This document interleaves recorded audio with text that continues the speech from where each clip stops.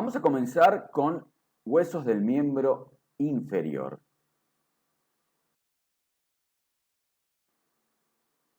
Y para conocer cómo se dividen los huesos del miembro inferior, tenemos que saber que a estos o este miembro lo vamos a dividir en la cintura pélvica y en la porción libre del miembro inferior. En la cintura pélvica vamos a encontrar al coxal y al sacro, mientras que la porción libre del miembro inferior la dividimos en el muslo, la rodilla, la pierna y el pie. En el muslo vamos a tener que estudiar al fémur, en la rodilla la rótula, en la pierna la tibia y peroné y en el pie los huesos del tarso, metatarso y falanges. En la clase de hoy vamos a ver a la pierna, en especial al hueso de la tibia.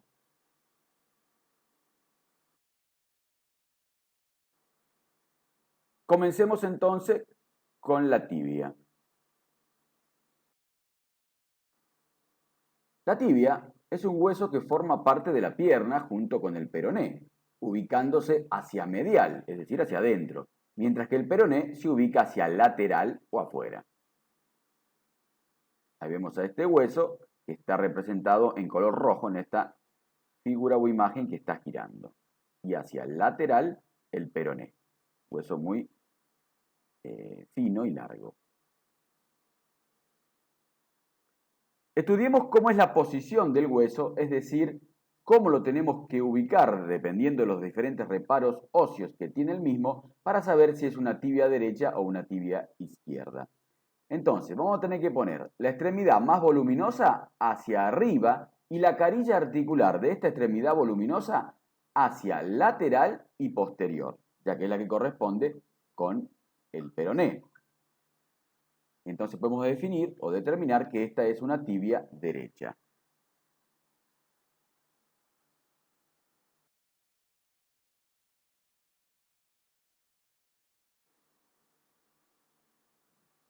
La tibia es un hueso largo, par, asimétrico, ubicado en la parte interna o medial de la pierna, y para su estudio presenta un cuerpo o diáfisis y dos extremidades o epífisis que son superior e inferior.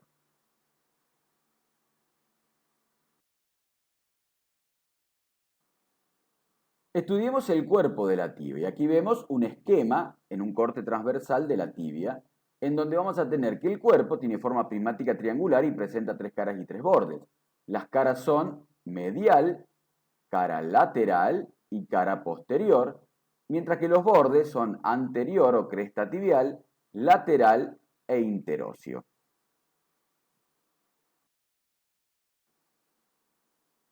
Comencemos con las caras y estudiemos la cara medial, ya que en la parte superior se va a insertar los músculos de la pata de ganso, que son el sartorio, el gracil o recto interno y el semitendinoso. Hacia abajo, la cara medial es lisa y en relación a los tegumentos, es decir, que se va a relacionar con la piel.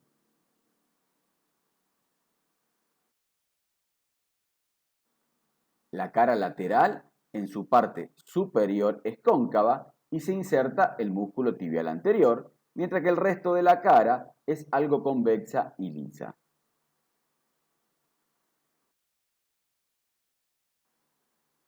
La cara posterior de la tibia, en su parte superior, presenta una línea oblicua de arriba a abajo y de lateral a medial que posee dos labios y un intersticio. Esa línea es la línea del sóleo, en donde presenta un labio superior, un labio inferior y el intersticio. En el labio superior de la línea del sóleo se va a insertar el músculo popliteo.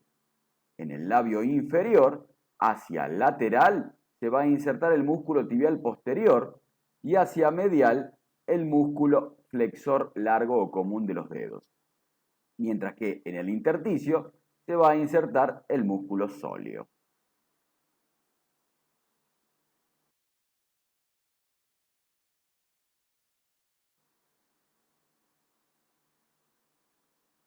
Del labio inferior de la línea oblicua se desprende una línea hacia abajo que se denomina cresta longitudinal y que divide a esta cara posterior en dos partes.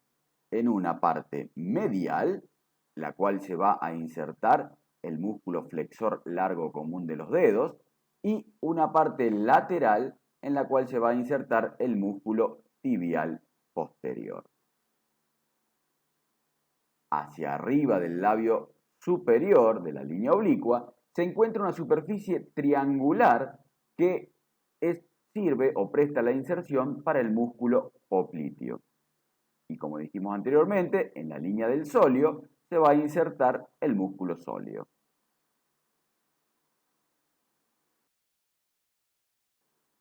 Estudiemos los bordes, y aquí tenemos una imagen de una vista posterior y una vista anterior de la tibia. Vamos a tener un borde anterior o cresta tibial, que es roma en los extremos y cortante en la parte media, y tiene una torsión de una forma de una S itálica. El borde medial es romo en su parte superior y muy marcado hacia abajo, mientras que el borde interóseo es lateral, es agudo y es donde se inserta la membrana interósea de la pierna, y este hacia distal se va a bifurcar.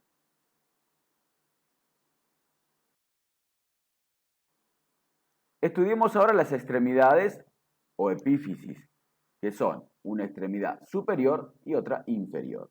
Comencemos con la extremidad superior, que es la más voluminosa y de forma cuadrangular. Va a presentar una cara superior, en donde presenta una cara articular superior medial y una cara articular superior lateral, que se corresponden con los cóndilos, con la cara inferior de los cóndilos del fémur. Esta cara articular superior también se la denominan cavidades glenoideas o cóndilos. Hacia la línea media de ese hueso presenta un tubérculo intercondilio medial y un tubérculo intercondilio lateral, y en el medio presentan una escotadura intercondilia.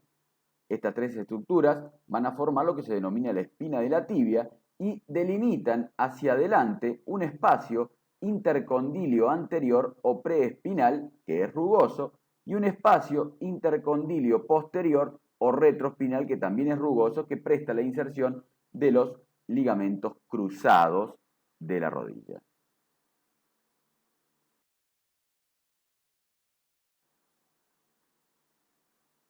Estas cavidades glenoideas o cóndilos de la tibia descansan sobre los cóndilos lateral y medial de la tibia. Ese cóndilo medial es más grande y rugoso que el cóndilo lateral. En el cóndilo lateral y hacia la parte posterior o en la vista posterior presenta una cavidad articular para la articulación con el peroné. Y hacia adelante, en la vista anterior, vamos a encontrar al tubérculo de Gerdi, próximo al cóndilo lateral, y la tuberosidad anterior de la tibia, que es donde se inserta el ligamento rotuliano de la articulación de la rodilla.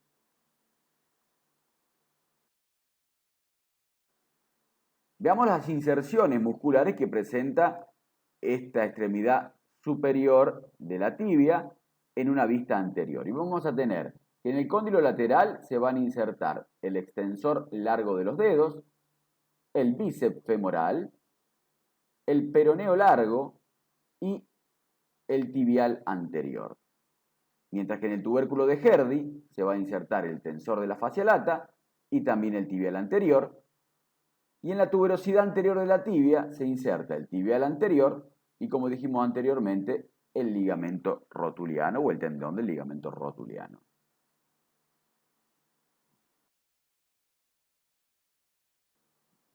Veamos las inserciones, pero en la parte de una vista posterior de la extremidad superior de la tibia. Vamos a tener que en el cóndilo medial se van a insertar el músculo semimembranoso en su tendón reflejo y su tendón directo, mientras que en el cóndilo medial vamos a observar a la escotadura peronea, que es la carilla articular, para la articulación con el peroné, que se encuentra en la parte posterolateral del cóndilo lateral.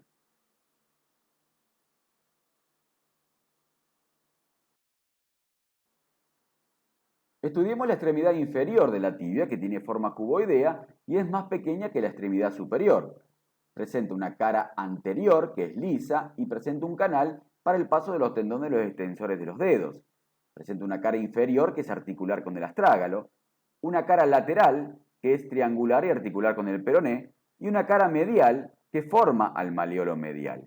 Esa cara medial, o ese maleolo medial, presenta una cara medial que se relaciona con la piel y una cara lateral que es articular con el astrágalo. La cara posterior de la epífisis inferior es lisa y convexa, presentando canales o surcos para el paso de los tendones de los tres flexores, que son el tendón del músculo tibial posterior, el tendón del flexor largo de los dedos y el tendón del flexor largo del dedo gordo. Muy bien, estudiemos en anatomía en imágenes estos reparos óseos a través de radiografía o imágenes radiológicas. Aquí tenemos una radiografía de pierna en donde vamos a ver a la tibia y el peroné, pero vamos a marcar la diáfisis o cuerpo de la tibia y la epífisis superior o proximal de la tibia y la epífisis inferior o distal de la tibia. Veamos ahora la epífisis superior de la tibia, en donde vamos a ver a la tuberosidad anterior de la tibia, al cóndilo medial de la tibia y cóndilo lateral, a la cara superior articular medial y la cara superior articular lateral de la tibia, y entre ambos los tubérculos intercondilios. Vamos a ver el espacio intercondilio anterior o preespinal por delante de los tubérculos intercondilios y el espacio intercondilio posterior o retroespinal por detrás de los tubérculos intercondilios. En la epífisis inferior o distal observamos al maleolo medial, a la cara inferior, articular con el astrágalo, puede determinar ahí la cara lateral y articular con el peroné.